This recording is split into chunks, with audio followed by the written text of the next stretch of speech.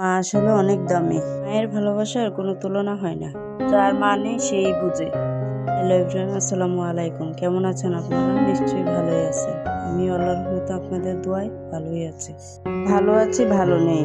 শীত পড়ে গেছে, ঠান্ডা, জ্বর, কাশি এ তো লেগেই আছে। তারপরও আমাদের মেয়েদের কিছু করার নেই। রান্না বান্না, ঘরের সংসারের কাজ তো করতেই হবে। এদিকে দুপুরে রান্নাও শুরু করে দিলাম। এই পাতিলায় ডাল রান্না করলাম, আর সিম, আলু, ফুলকপি দিয়ে একটা ঝোল রান্না করব। এদিকে বাঁধাকপি আর আলু দিয়ে ভাজি করে নিলাম।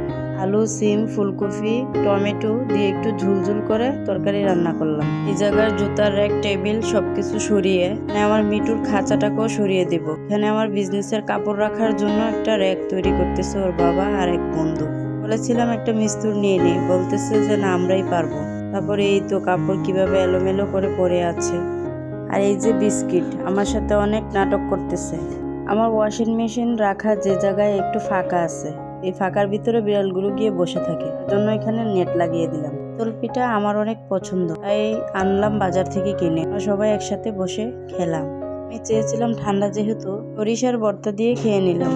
তাহলে ভালো থাকবেন, সুস্থ থাকবেন। আল্লাহ হাফেজ।